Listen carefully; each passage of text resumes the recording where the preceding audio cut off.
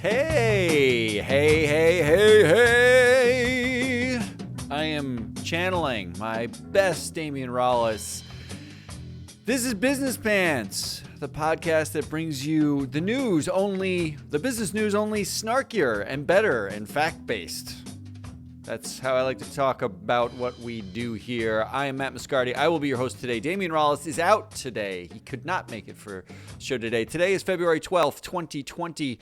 And before we start the show, I want to make a plea with our many listeners. Please, pretty please, if you haven't given us a rating of 5 stars on Apple, or you haven't subscribed, or you haven't told a friend about us, do that. We'd love it. We really would. We really would. We're bringing this show to you right now 3 days a week, and then we have our other show, The Market Medium, talking about stakeholders in capital markets that we're doing once a week. And we've got a lot of big plans for you. So give us your rating and show us some love. Okay, quick agenda today. It's just me, so I'm going to try to keep it as, quick and interesting as possible. Here's what we got on the agenda, okay? 3 things to talk about. Segment number 1 is going to be Say What? A couple stories about CDC budgets, Boeing, and planting some trees. Stories in OK Billionaire today. Lloyd Blankfein had some things to say, and some market reactions to Bernie. And then a Who You Got? Coronavirus versus cruise ships. Well, let me tell you something. That one's terrifying to me. And I'll tell you why. When we get to coronavirus versus cruise ships, I will let you know. Okay, so you know what? We're going to get right into it, because without Damian, it's really, it's really kind of sad. It's just me. It's sad. So let's start us off. I know Damian doesn't like the harp, but he's not here, so he can't tell me to stop. So here we go. Say What? Our first segment today. I'm going to read you some headlines, and then most of them I can't believe are real things. So that's why I'm calling it Say What. So the first headline today, amid coronavirus outbreak, Trump proposes slashing the CDC budget. Now, Trump's new budget proposes cutting the CDC for things that like, and these are quotes, quote, preparedness, and, quote, infectious disease. Actually said we're cutting down in funding for infectious disease at the CDC in the middle of a coronavirus outbreak. The cuts requested amount to 19% of the budget cut. In related news, the World Health Organization announced a coronavirus rebranding in the hopes of removing the China stigma. It's now called COVID-19, COVID-19. And apparently this rebranding is working so well that now no one in the U.S. administration is actually afraid of a potentially deadly pandemic because it's not coming from China. It's like a master class in marketing from the World Health Organization. So here's the kicker question for me and why this is so confusing. Is this sort of just another form of trade war on China? I mean, from a market perspective, we seem pretty cool exporting pandemics. Keeps our costs low. And the administration claims they want to refocus energy on the opioid epidemic. I think that's great. But they're slashing the budget for something that seems to be largely affecting China and refocusing on something that, even though it could affect us and does, to focus on something that's maybe closer to home. And here's the market angle. Here's the market parallel that occurs to me when I read this. Because opioids are a pandemic, basically, particularly in the U.S. But what we've done fairly masterfully is export the pandemic. Because as the U.S. tries to deal with what it created in opioids, the same manufacturers are currently selling massive quantities of opioids to India and Brazil and some other emerging economies. Where regulations are much less stringent, where the lawsuits don't exist yet, and maybe never will. It's just like tobacco. We effectively are really good at exporting addiction when it gets regulated at home.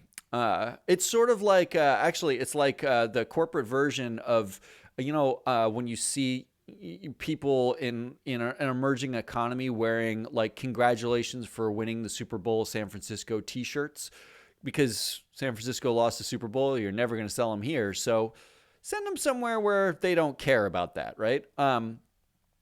So it does seem like we've mastered the art in U.S. markets of exporting a pandemic and relying on those revenue streams. But second, and I know I make everything into a Boeing story, but Boeing the story is there's a parallel here to me. It goes and crashes 2 planes in emerging countries, and it took a year to replace the insider crony CEO with a different insider crony CEO. It took a year to have that done. In fact, a Quartz report from a year ago found that the largest buyer of 737 MAX 8s outside of Southwest Airlines, the low-cost U.S. carrier, the orders were for Lion Air and Air Dubai, both emerging market-based airlines. They effectively were happy to sell what it was a faulty software airplane to emerging economies and people who can't afford to travel. That was great. It's so in this case, the CDC research that they're cutting the budget of could ostensibly be used to save supply chain labor lives, right? I mean, you'd think that, if Apple was willing to fund a new line of face masks at Foxconn, you'd think that this might be something they're paying attention to. So that's a story to watch. Will we continue to export pandemics? And speaking of Boeing, our second headline here today that I wanted to bring up, Credit Suisse raised its price target on Boeing to $367 from $321. That's dollars, $367 per share, up from $321 per share. Now, Credit Suisse's sell-side analyst had this to say. They said, management sees the MAX interruption as, quote, recoverable, and that 2023 could be a, quote, near normal cash year, and that any concessions made are going to be, quote, immaterial. So I'm going to get my calculator out. Let me just get this out. Okay, so that looks like a 15% increase in value for being a crony. To be clear, I think the thing to watch with Boeing, because I read this and I was like, say, what? What are you even talking about, Credit Suisse? But to be clear, the thing to watch with Boeing is actually going to be the proxy this year. And whether or not investors will effectively vote out one of the deep statiest boards who are overseeing significant amounts of U.S. GDP. Will they vote the board out? Will they vote out these long-tenured executives who are all constructed by a lobbyist group? Or do we expect BlackRock's hot take on stakeholder capitalism to not include incestuous boards? So that one raised some eyebrows and made me say, what? And speaking of lobbying, one more headline here in this segment, because this one I love this. Quote, plant 1 trillion trees. Republicans offer fossil fuel friendly climate fix. Great alliteration, by the way. Fossil fuel friendly climate fix is central casting for how to write a headline in like 1937. But I have to mea culpa on this story because this might be entirely the fault of Business Pants. Arkansas Congressman Bruce Westerman, he had this to say, quote, I'm working on legislation that would do just this, plant 1 trillion trees by 2050 with the goal of sequestering carbon and incentivizing the use of wood products. So first, let me say, the first part of that goal is kind of great, and I would like to take full credit for it. It's not like the fix for climate, but what just happened was a conservative lawmaker from Arkansas is talking about climate change in legislation and thinking of it as a quick fix for climate. So honestly, you can't be can't be angry at it. It's something, right? But it turns out the second part actually is sort of meaningful too. The second part, he said, incentivizing the use of wood products, because I literally did a nanosecond of digging. Bruce Westerman's largest campaign contributors in 2019 were from, no joke, the forestry and paper industry. It's worth noting here that International Paper, who is a Business Roundtable board member and smoke-blowing stakeholder capitalist, was happy to contribute to Westerman's 2018 campaign. International Paper actually spent $4.7 million on lobbying in 2019, according to federal filings. So here's the question that I would leave this, because you read the headline and it's like, first of all, I feel good because we talked about a story, Microsoft going net zero. We said plant some trees. This is a way to do it. It's come up a couple of times on Business Pants on this show. If you're a regular listener, which you should be if you're not, but if you're a regular listener, it's much more entertaining when Damien's here, I'll be honest. You've heard us talk about this. My eyebrows went up when I saw plant a trillion trees, a Republican fix for climate. Republicans talking about climate in this country is not exactly a normal thing. So already it's kind of like, what? That's great.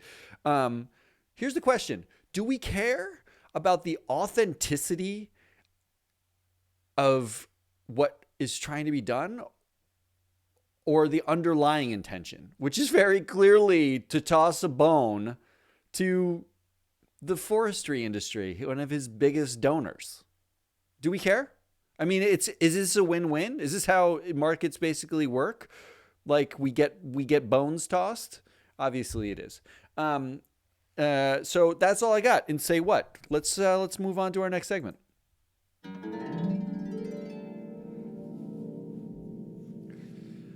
In our next segment, okay, billionaire, because billionaires do not get enough airtime. So here's what happened. Bernie Sanders narrowly won the Democratic primary in New Hampshire yesterday. If you are not listening in the United States, the Democratic primaries, the primaries are effectively the long arc of conversation that happens before you actually get to a presidential election here. And Bernie Sanders is a very, very far left progressive candidate by almost every account. The billionaire reaction here was actually pretty swift. I'm actually going to just read one out. This is ex-Goldman Sachs CEO. He had this to say about Bernie Sanders winning the Democratic primary. Quote, "The Russians will have to reconsider who to work for to best screw up the U.S." And he followed it with, quote, "He'll ruin our economy, and," that this is an all caps "and," by the way, all caps, like, "and," so he'll ruin our economy, and he doesn't care about our military. All right. So other than the fact that everyone basically breathes a collective sigh of, do we have to keep listening to billionaires, I think, outside of other billionaires who largely agree with him. Some things strike me about this. I really love two things. First, the market really hates progressives of basically any kind, which is always great. It's great to me when the market reacts this vehemently against anything. Although Leon Cooperman, oddly silent here. And I think I know why, and I'll get to that in a second. But Christina Hooper, she is the chief global market strategist. This is a job, at Invesco, the asset manager, said, quote, "There are no parts of the market that would welcome Bernie Sanders." Now, she added after that maybe there should be.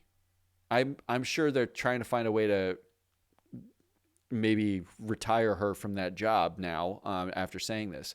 But I do like that no one likes Bernie Sanders, any progressive sort of ascending to a possible presidency.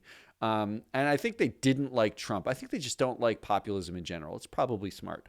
But here's the second part that struck me, because, and maybe why Leon Cooperman has been quiet, as long as it's an old white dude, even the chief global market strategist at Invesco is leaving open the door. Well, maybe we should consider someone like that.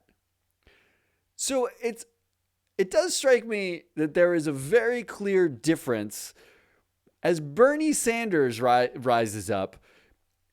Lloyd Blankfein isn't saying that Bernie Sanders is tribal, which is what he said of Elizabeth Warren. He's saying he'll ruin our economy and he doesn't care about our military, right? Like the tone is very, very different. And you don't see the likes of the Leon Coopermans in the world, although Ron Barron did have things to say, rising up. Now, no one should tell Trump this is going on, because Trump is actually currently trying to reverse jinx his way into Mike Bloomberg winning the Democratic primaries. He actually came out and he said he'd rather run against Bloomberg because Sanders has, quote, a lot of followers, whether you like them or not. So I think Trump is trying to reverse jinx it. Either way, we can rest easy knowing that corporate board nomination committees, just like a corporate board, we're still likely to have two very old white guys contending for, running the universe. So congratulations, politics. You and corporate boards are still exactly the same. Which brings us to our last segment today. I'm calling this Who You Got? Coronavirus or a cruise ship? Now, I'm not going to talk deeply about who rides cruise ships and whether or not I'd hang out with those people or coronavirus. I think that's neither here nor there. Really, I actually want to talk about some news and something that strikes me about stories like this. Okay, so news today is that there's a Japanese official who visited a quarantine cruise ship who contracted coronavirus in the port of Yokohama. Also, some news that the Westerdam, which is a Holland America's cruise ship, Holland America's is actually owned by Carnival Cruises. In fact, it's worth noting that if you're riding on a cruise, the chances are you're riding on either a Carnival cruise or Royal Caribbean, because they own all of the other names. But the Holland America's cruise ship has been denied port since leaving Hong Kong on February 1st. It finally was allowed to dock in Cambodia, of all places. And Cambodia actually referred to it as a humanitarian effort. Now, the ship was denied port in Yokohama in Japan, where it was headed. It was also denied in Taiwan, the Philippines, Guam, and Thailand. Apparently, it was denied basically on the back of erroneous reports that there were coronavirus cases aboard. There were, in fact, no cases. So a ship full of healthy people were denied port in 5 countries before Cambodia allowed them to make port. It's worth noting during this time that Hong Kong air traffic had actually more than 16,000 airplanes take off and land all over the world, according to the Hong Kong Civil Aviation Department. So this is really a narrative war between cruise ship and every disease known to man. And it seems like cruise ships lose because there is no... I think actually I might argue that the stigma against China that's growing in the Western world, particularly with coronavirus, is actually only outgunned by the stigma against cruise ships. And I say this as someone who's terrified of norovirus.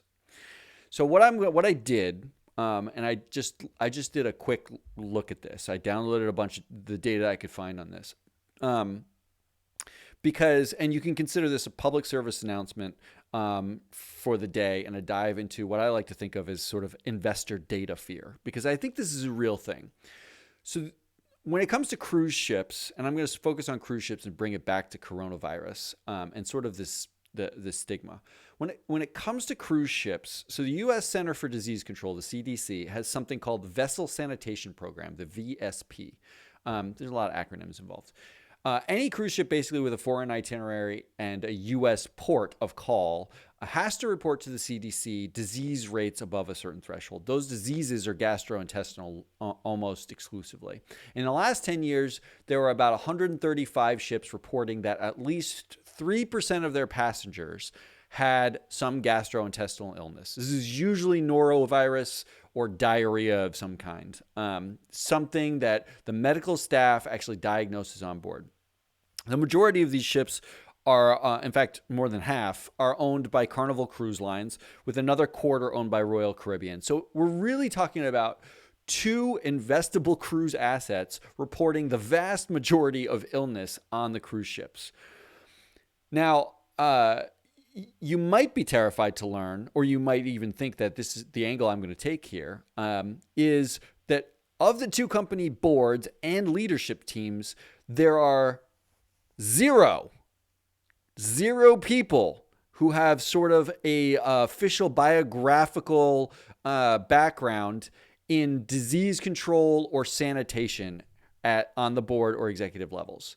So you have two companies who are run by people who report the most diseases, who are run by people with no background in sort of disease management of any kind. All this seems terrifying. And this, I could go on and talk about how the board is full of cronies and investors should think about diversity, because the fact is they're actually all white, it's largely white men. You're talking about, people who have been entrenched on the board of Royal Caribbean. Like, they've had, board members on there for 25 years. Like, a third of the board has been on there for a really long time. I could tell you all that. But actually, and I can't believe I'm saying this, it turns out this might actually not be a problem. Not the board stuff, that's still a problem, but the disease stuff. And this is where data sort of narrative gets in the way of actuality. And I am no disease expert, but even when I just look at the CDC website and the data that they put out, the rate of infection on cruise ships is actually lower than the rates measured in the real world, the diagnosed rates in the real world. There are some estimates that annually 1 in about 15 people in the U.S.